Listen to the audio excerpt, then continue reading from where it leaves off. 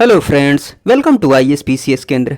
Friends, ये 100 page notes series का 11वां video है। L11 लेक्चर 11th है। ठीक, इसके पहले टोटल 10 लेक्चर्स, छोटे छोटे लेक्चर्स हो चुके हैं, जिनमें पूरी की पूरी हिस्ट्री कंप्लीट हो चुकी है, अर्थात प्राचीन, मध्यकालीन, आधुनिक तीनों। और उनके PDF को भी मैंने टेलीग्राम चैनल पर प्रोवाइड कर दिया है। तो अगर आपने उन वीडियोज़ को नहीं देखा है तो डिस्क्रिप्शन बॉक्स में लिंक दिया हुआ है, आप वहाँ से जाकर ज़रूर देख सकते हैं। ठीक, तो चलिए बिना किसी देरी के इस वीडियो को शुरू करते हैं। इस वीडियो से हम बात करेंगे साइंस में जीव विज्ञान, बायोलॉजी की।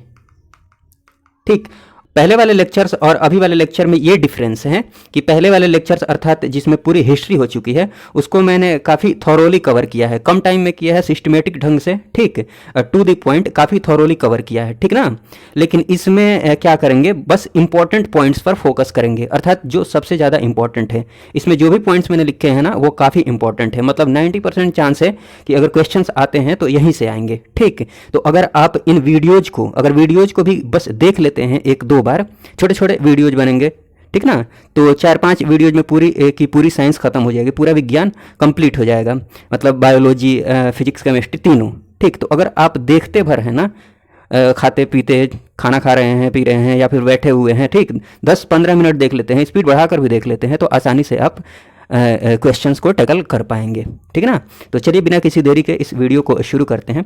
इस वीडियो में सबसे पहले हम बात करते हैं कंकाल तंत्र की। मानव विज्ञान से शुरू करते हैं, मानव जीव विज्ञान से, ठीक है ना। इसमें देखते हैं कंकाल तंत्र की बात करें तो देख लीजिए, कंकाल तंत्र की बात की जाए तो देखिए, ये कंकाल तंत्र जो होता है ना, वो हड्डियों से बना होता है। ठीक, हड्डियों का बना ढांचा होता है ये। ठीक, इसका काम क्या होता है थोड़ा सा जान लीजिए। इसका काम होता है शरीर को शेप देना, आकृति देना, ठीक है ना, आकार देना। ठीक, हाँ, जो इंपॉर्टेंट बातें हैं उन पर हम फोकस करते हैं। जैसे कंकाल तंत्र के अध्ययन को क्या बोलते हैं? ऑस्टियोलॉजी, ठीक है ना, ऑस्टियोलॉजी।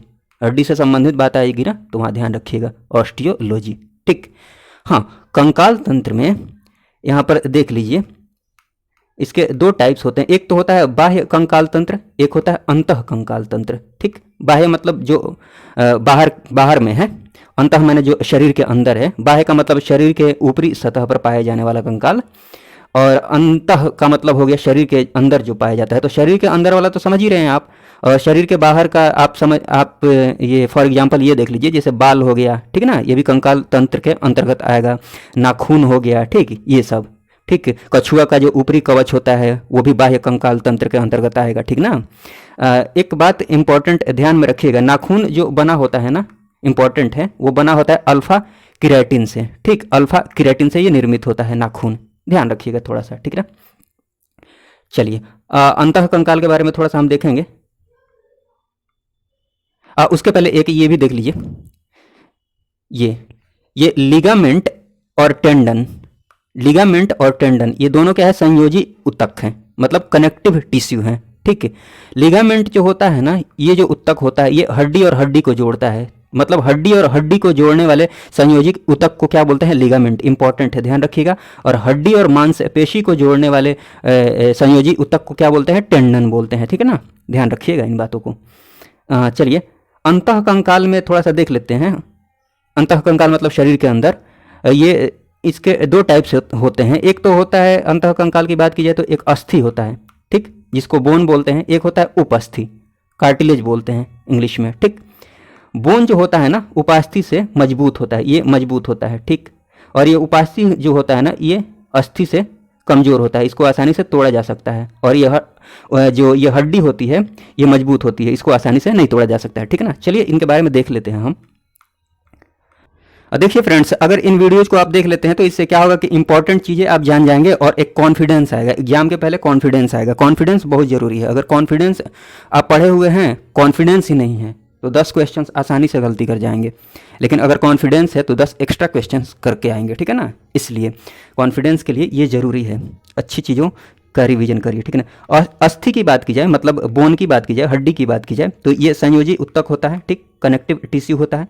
और इसका काम क्या होता है, हड्डी का शरीर की सुरक्षा प्रदान करना, ठीक, और मूवमेंट प्रदान करना, ठीक, ठीक है ना।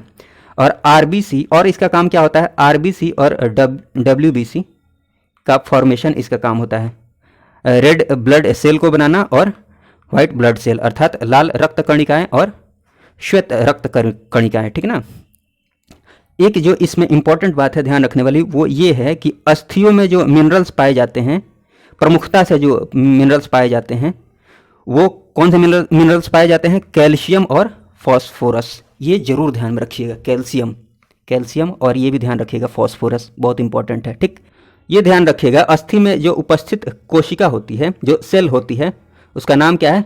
ऑस्टियोसाइट। देखिए फ्रेंड्स, मैं उतना ही एक्सप्लेन कर रहा हूँ जितना की जरूरत है, और इतना एक्सप्लेन से आपका काम भी हो जाएगा, ठीक। उतना एक्सप्लेन तो कर ही दूंगा जितना से आपका काम हो जाए, ठीक। चलिए उपास्थि की बात करें तो उप का मतलब देखिए नाम में ही पता चल जा रहा है, अस्थि उपस्थि। जैसे प्रधानमंत्री उप प्रधानमंत्री, उप मतलब थोड़ा सा छोटा, ठीक। तो अस्थि मजबूत होती है और उपास्थि उससे थोड़ा कमजोर होती है, ठीक है ना, ऐसे ध्यान में रख लीजिए। चलिए उपास्थि की बात की जाए तो ये भी संयोजी उत्तक है, ठीक। हाँ, हड्डियों की तरह कठोर नहीं होती है ये, ठीक है ना। उपास्थि हड्डियों की तरह कमजोर नहीं होती है, कठोर नहीं होती है और इसे आसानी से तोड़ा जा सकता है, ये बता चुका हूं मैं। और इसमें उपस्थित जो कोशिका होती है उसका नाम क्या है? कॉन्ड्रियोसाइट। कॉन्ड्रियोसाइट ध्यान रखिएगा, ये है ऑस्टियोसाइट, ठीक है। चलिए एक मिनट,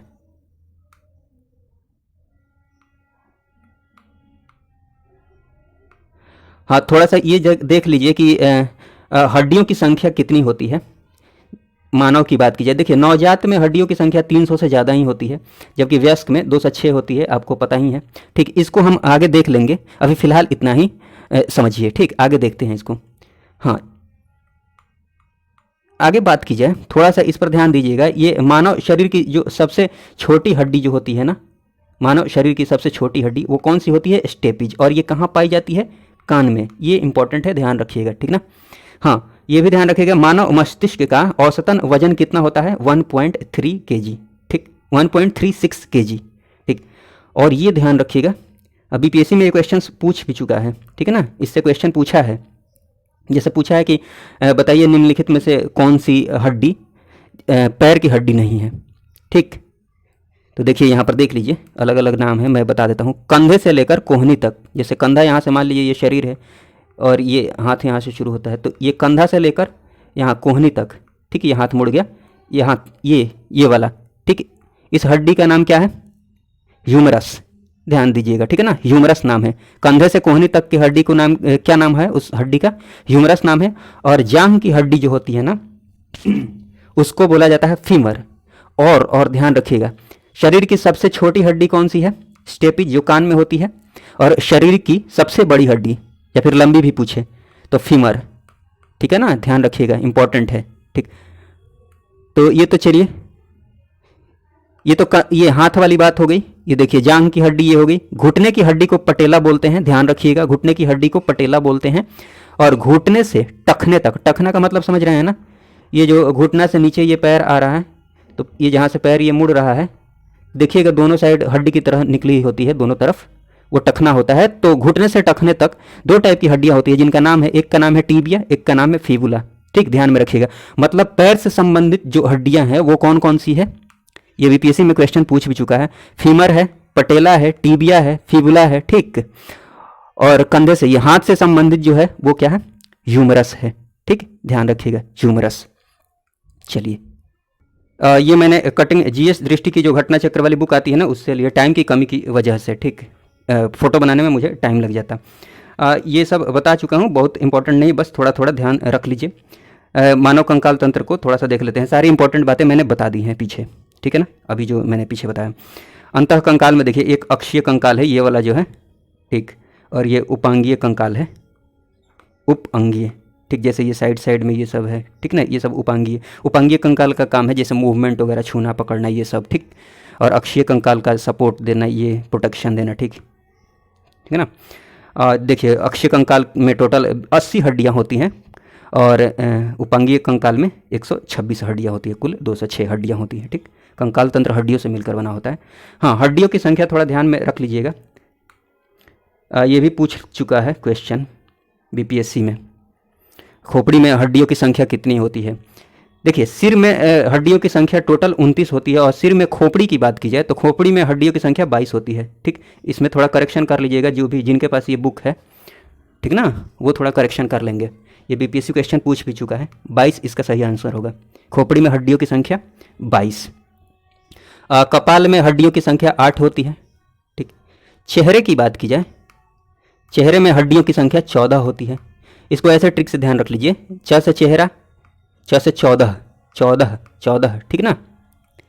और इसको भी ट्रिक से मैं बता देता हूँ आपको। कान की बात की जाए तो कान में हड्डियों की संख्या 6 होती है। तो जनरली कान छिदाने की बात आती है तो कान ही लोग छिदवाते हैं, ठीक है ना। कान छेदाना से ध्यान में रख सकते हैं, 6 से 6, ठीक है। रीढ़ की हड्डी की बात की जाए तो वयस्कों में 26, तो ऐसे ध्यान रख लीजिए 25-26 साल में आदमी वयस्क हो जाता है, तो 26 वहाँ से ध्यान रख लीजिए। और बाकी ये बच्चों में 33, ठीक है। ये भी पूछ चुका है। पसलियों की संख्या कितनी होती है मनुष्य में? 22 जोड़ी, सॉरी 12 जोड़ी, ठीक है। कितनी जोड़ी होती है? 12 जोड़ी, अर्थात 24 हड्डियाँ होती है। ये ध्यान रखिएगा, 12 जोड़ी।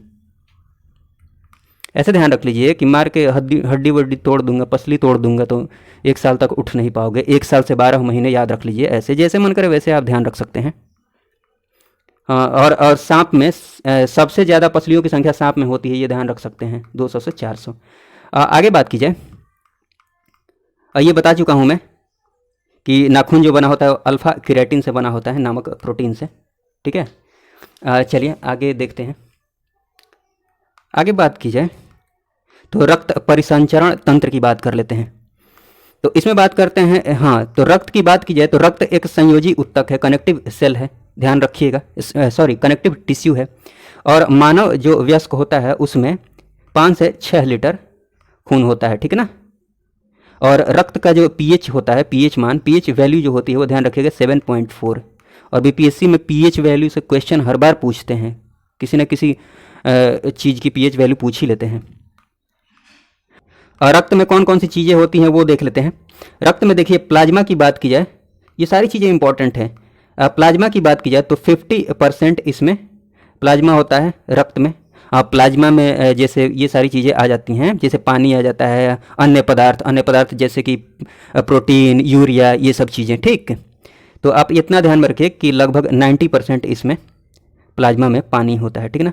रक्त में प्लाज्मा होता है 55%, और प्लाज्मा में जो पानी होता है वो 90% होता है, ठीक।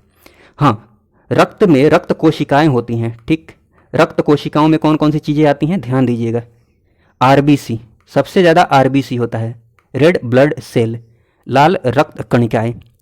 डब्ल्यूबीसी सबसे कम होता है, ठीक। और प्लेटलेट्स भी होता है, यहाँ क्रम लिखा है मैंने, आरबीसी सबसे ज़्यादा, उसके बाद प्लेटलेट्स, उसके बाद डब्ल्यूबीसी, सबसे ज़्यादा ये, उसके बाद ये, उसके बाद ये, ठीक। एक एक करके तीनों को हम देख लेते हैं, आरबीसी, डब्ल्यूबीसी और प्लेटलेट्स को, और फिर परिसंचरण के बारे में जान लेंगे। चलिए प्लाज्मा के बारे में यहाँ से शुरू कर लेते हैं। प्लाज्मा के बारे में बता देता हूँ, फिर इन तीनों चीज़ों के बारे में बता देता हूँ। देखिए प्लाज्मा में इंपॉर्टेंट बात ध्यान में रखिएगा, फाइब्रिनोजेन नामक प्रोटीन होता है, फाइब्रिनोजेन, ठीक। इसका काम क्या होता है? रक्त का थक्का जमने में मदद करना, ठीक। रक्त का थक्का जमने में मदद करना किसका काम है? फाइब्रिनोजेन का, फाइब्रिनोजेन का, याद रखिएगा। हाँ, प्लाज्मा का और क्या काम है? ताप को नियंत्रित करना और घाव भरने का काम जो है वो प्लाज्मा का है। इसमें जो सबसे इंपॉर्टेंट है, मोस्ट इंपॉर्टेंट, फाइब्रिनोजेन। आगे बात की जाए आरबीसी की, तो आरबीसी का जीवन काल याद रखिएगा, इसका जीवन काल जो होता है वो 120 दिन होता है लगभग, ठीक ना। और निर्माण की बात की जाए तो इसका जो निर्माण होता है वो कहाँ पर होता है? बहुत इंपॉर्टेंट है, अस्थि मज्जा में होता है, बोन मैरो में होता है, ठीक। और इसकी मृत्यु कहाँ होती है? बहुत इंपॉर्टेंट है, ये भी सारी बातें इंपॉर्टेंट हैं। प्लीहा में इसकी मृत्यु होती है, ठीक। इसको ब्लड बैंक भी बोला जाता है, ठीक। प्लीहा में इसकी मृत्यु होती है, इसीलिए प्लीहा को आरबीसी का क्या बोला जाता है? कब्रिस्तान बोला जाता है, ठीक है ना। देखिए इसका काम क्या होता है आरबीसी का? इसका काम होता है ऑक्सीजन और कार्बन डाइऑक्साइड का संवहन करना, ठीक। इधर उधर मूव कराना, मूवमेंट कराना। हीमोग्लोबिन जो होता है ना, आरबीसी में हीमोग्लोबिन नामक प्रोटीन होता है। हीमोग्लोबिन नामक प्रोटीन कहाँ होता है? आरबीसी में, ठीक। इसी की वजह से रक्त का जो रंग होता है वो क्या होता है? लाल होता है, खून का रंग लाल होता है हीमोग्लोबिन की वजह से, ठीक। हाँ, आरबीसी की कमी की वजह से कौन कौन से रोग हो सकते हैं ध्यान रखिएगा। एनीमिया अर्थात अरक्तता, खून की कमी। पीलिया की बात की जाए तो पीलिया भी आरबीसी की कमी से होता है, ठीक ना। जॉन्डिस, आरबीसी की कमी से होने वाले रोग कौन कौन से हैं देख लिया ना आपने, एनीमिया और पीलिया। हाँ, अब फिर देख लेते हैं डब्ल्यूबीसी, व्हाइट ब्लड सेल, श्वेत रक्त कणिकाएं। सबसे कम मात्रा में ये रक्त में होता है और इसका जीवन काल 3 से 4 दिन होता है मात्र। इंपॉर्टेंट है, ध्यान रखिएगा। इसका निर्माण होता है अस्थि मज्जा में, लेकिन इसकी मृत्यु कहाँ हो जाती है? रक्त में ही हो जाती है। जबकि आरबीसी की मृत्यु कहाँ हो रही है? स्प्लीन में, ठीक है ना, प्लीहा में। इंपॉर्टेंट है सारी बातें। इसका काम क्या है डब्ल्यूबीसी का? डब्ल्यूबीसी का काम है प्रतिरोधक क्षमता को बढ़ाना, रोग से लड़ने की क्षमता बढ़ाना, ठीक। और घाव भरने का भी काम इसका होता है, घाव भरने का काम होता है, ठीक ना, डब्ल्यूबीसी का। हाँ, कुछ प्रकार देख लीजिए डब्ल्यूबीसी के। डब्ल्यूबीसी के प्रकार की बात देखिए, एक दो बार इस वीडियो को देख लेंगे ना तो फिर पढ़ने की जरूरत ही नहीं पड़ेगी। आराम से ऑप्शन देखकर चीज़ें आपको एग्जाम में याद आ जाएंगी, ठीक। तो स्पीड बढ़ाकर चाहे जैसे भी हो आप वीडियो को देख लीजिए, ठीक है ना। देखिए प्रकार की बात की जाए तो आरबीसी के दो टाइप्स हैं। एक तो है लिम्फोसाइट, ठीक, इसका काम है बीमारियों से बचाना। एक होता है मोनोसाइट, मोनोसाइट इसका काम है घाव को भरना, ठीक। और इसकी एक इंपॉर्टेंट बात है मोनोसाइट की, ये शरीर का सबसे बड़ी कोशिका है, शरीर की सबसे बड़ी कोशिका है। कौन सी? मोनोसाइट, याद रखिएगा। हाँ, डब्ल्यूबीसी की कमी से होने वाले रोग कौन कौन से हैं? जैसे एड्स, ब्लड कैंसर, ये सब, ठीक है ना, आरबीसी की डब्ल्यूबीसी की कमी से। और आपको पता है कि एड्स कैसे फैलता है? एचआईवी वायरस के कारण, ठीक। ये भी ध्यान रख सकते हैं, डब्ल्यूबीसी जो होता है ना, अगर ये कम हो जाए तो इसको बोला जाता है, इसका नाम है ल्यूकोपीनिया, कम हो जाए तो। और डब्ल्यूबीसी ज़्यादा हो जाए तो उसको बोलते हैं ल्यूकेमिया, ल्यूकेमिया। ज़्यादा वाले केस में ल्यूकेमिया, कम वाले केस में ल्यूकोपीनिया। इसको ट्रिक से ऐसे याद रख लीजिए, इसको कम हो रहा है मतलब उल्टा हो रहा है, ऐसे सोच लीजिए। कम हो रहा है, कम में नाम जो है ये बड़ा है, मतलब ज़्यादा लेटर्स हैं इसमें, और ये ज़्यादा हो रहा है तो इसका नाम छोटा है, कम लेटर्स हैं, ठीक। ऐसे ध्यान में रख लीजिए, जैसे मन करे वैसे ध्यान में रख लीजिए, जैसे आपको ध्यान में रह जाए। हाँ, और आइए प्लेटलेट्स देख लेते हैं फिर उसके बाद।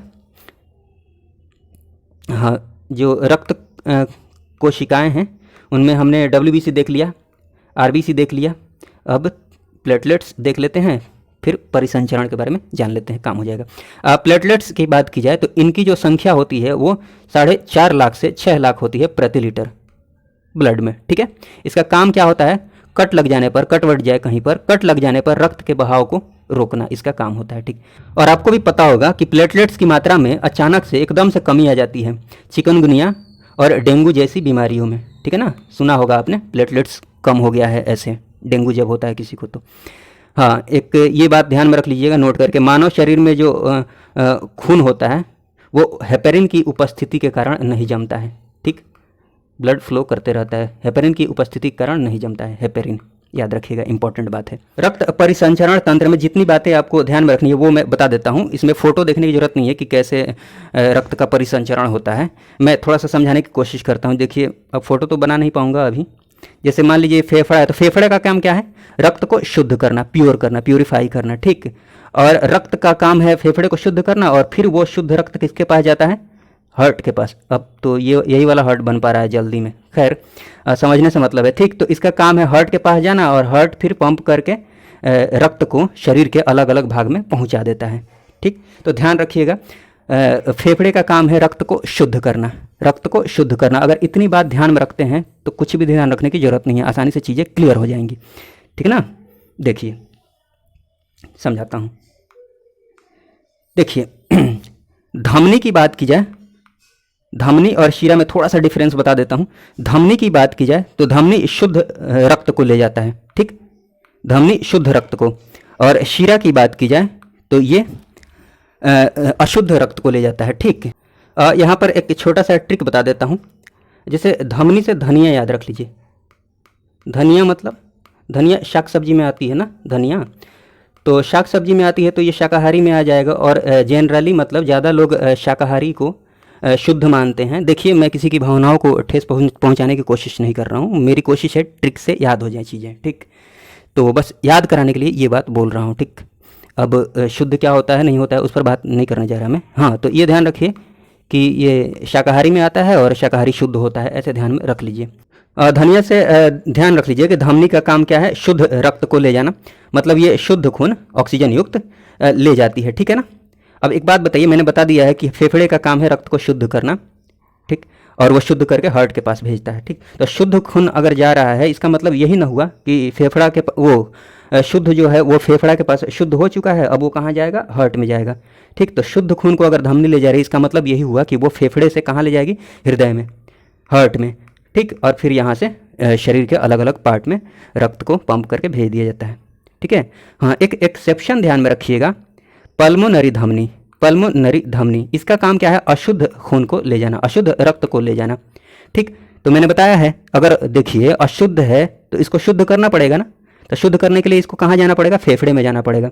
तो ध्यान रखिए, जो अंग है ना, शरीर के अंग है, वहाँ से खून कहाँ पर जाएगा, फेफड़े में जाएगा, ठीक ना, फेफड़े में जाएगा। कौन ले जा रहा है, पल्मोनरी धमनी। एक्सेप्शन में, धमनी में एक्सेप्शन बता रहा हूँ मैं, धमनी का असल काम है शुद्ध खून को ले जाना, बट एक्सेप्शन में याद रखिएगा पल्मोनरी धमनी का काम है अशुद्ध खून को ले जाना, ठीक है ना, अंग से, शरीर के अंग से फेफड़ों तक, फिर यहाँ शुद्ध होता है, फिर वो हार्ट में जाता है, ठीक ना।